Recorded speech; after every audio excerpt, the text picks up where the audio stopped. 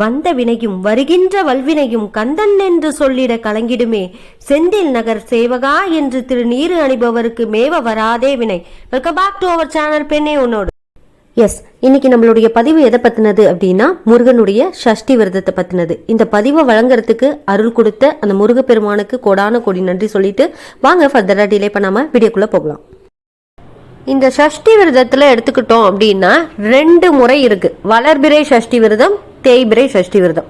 வளர்பிறை சஷ்டி விரதத்தை யார் யார் எடுக்கணும், தேய்பிறை சஷ்டி விரதத்தை யார் யார் எடுக்கணும் அப்படின்றத ஃபர்ஸ்ட் நம்ம பார்த்துடலாம். முதல்ல நம்ம பார்க்கக்கூடியது வளர்பிறை சஷ்டி விரதங்க. இப்போ வளர்பிறை சஷ்டி விரதம்னா என்னைக்கு வரும், எப்போ வரும் அப்படின்றத பார்க்கலாம். இன்னைக்கு அமாவாசை திதின்னு வச்சுங்களேன். இன்றைய தினம் அமாவாசைனா அமாவாசையிலேருந்து 6வது நாள் பார்த்தோம் அப்படின்னா சஷ்டி விரதம்னு போட்டிருப்பாங்க. கேலண்டர்லேயே பார்க்கலாம், சஷ்டி விரதம்னு போட்டிருப்பாங்க. இந்த அமாவாசையிலேருந்து அந்த நிலவு என்ன பண்ணும், கொஞ்சம் கொஞ்சம் கொஞ்சமாக வளர்ந்து முழு நிலவாகும் இல்லையா.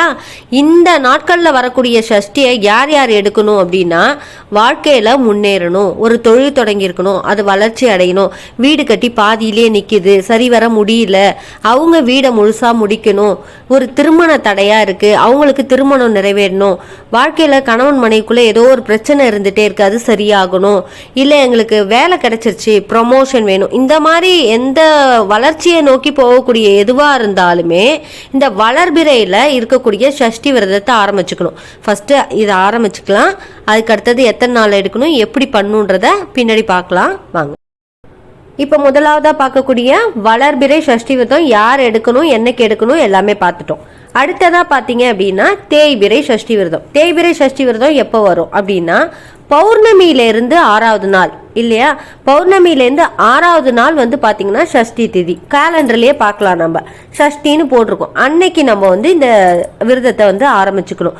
இதை யார் யார் ஆரம்பிக்கலாம், எதுக்கு ஆரம்பிக்கணும்? இப்போ பௌர்ணமியிலேருந்து நிலவு என்ன பண்ணும், கொஞ்சம் கொஞ்சம் கொஞ்சம் கொஞ்சமாக தேஞ்சு அந்த நிலவு இருக்கிற இடமே தெரியாத அளவில் ஆயிடும் இல்லையா.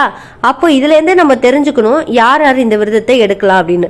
தீராத கடன்ங்க, கடன் வந்துட்டே இருக்கு, உடம்புல ஏதோ ஒரு நோய் இருந்துட்டே இருக்கு, பா இந்த பிரச்சனை எங்களை விட்டு போனா போதும். யாரோ ஒருத்தவங்க அக்கம் பக்கத்துலயா இருக்கலாம், இல்லை உறவினர்களுக்குள்ளேயா இருக்கலாம், ஏதோ ஒரு எதிரிகளால ஒரு தொல்லை இருந்துட்டே இருக்குங்க எங்க வாழ்க்கையில, அவங்க எங்களை விட்டு பிரச்சனை இல்லாம ஒதுங்கிட்டாங்கனாலே போதும். இந்த மாதிரி உங்களுக்கு வேண்டாம், வாழ்க்கையில இது நடக்கவே கூடாது, எங்களுக்கு இந்த கஷ்டம் வரவே கூடாது அப்படின்னு நமக்கு வேண்டான்னு ஒதுக்குறோம் இல்லையா. சில விஷயங்கள் அது கடனா இருக்கலாம், பகையா இருக்கலாம், சூழ்நிலைகளா இருக்கலாம். இந்த மாதிரி எந்த ஒரு பிரச்சனை நமக்கு வேண்டான்னு ஒதுக்குறோமோ அது வந்து தேய்பிறையில நம்ம இப்போ விரதத்தை ஆரம்பிக்கலாங்களா.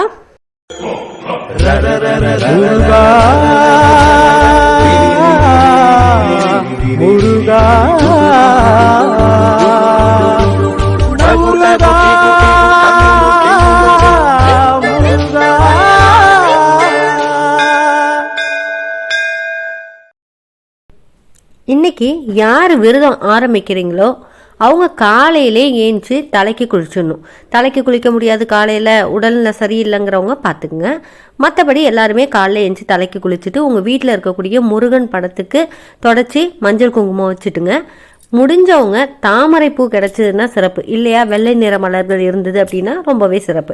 இதில் எது உங்களுக்கு கிடைக்குதோ, எந்த சிரமமும் பட்டு கஷ்டப்பட்டு அந்த விரதத்தை எடுக்காதீங்க. உங்களோட கம்ஃபர்ட் ஜோனில் சந்தோஷமாக அந்த விரதத்தை எடுங்க, நல்லபடியாக நிறைவேறும். எந்த பூ கிடைக்குதோ அந்த பூவை வைங்க.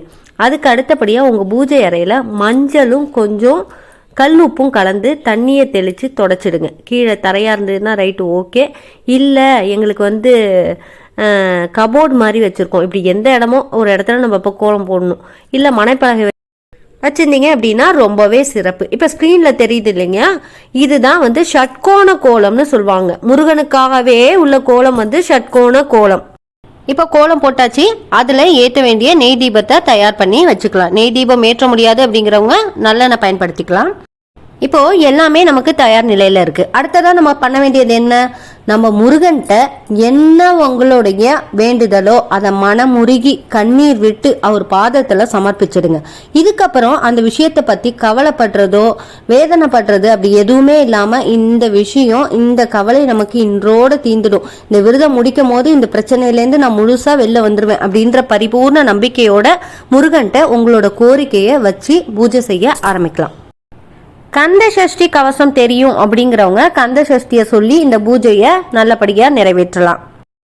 கந்த சஷ்டி சொல்ல முடியாதவங்க, டைம் இல்லை, இப்படி எந்த ஒரு காரணமாக இருந்தாலுமே இப்போ உங்களுக்கு ஸ்க்ரீனில் தெரியுது இல்லைங்களா, கந்தர் அனுபூதியிலேருந்து வரக்கூடிய இந்த 4 வரிகளை குறைஞ்சது 21 முறை உங்களுக்கு நேரம் இருக்க சொல்லலாம். அப்படிங்கிறவங்க 108 முறை சொல்லி பூஜை செஞ்சுட்டு வாங்க. 9 சஷ்டி விரதம் முடிக்கிறதுக்குள்ளாகவே உங்கள் பிரச்சனைகள் அனைத்துமே சரியாகிடும். 9 முறை முடிஞ்ச உடனே கோயிலுக்கு போயிட்டு அர்ச்சனை பண்ணிட்டு வாங்க.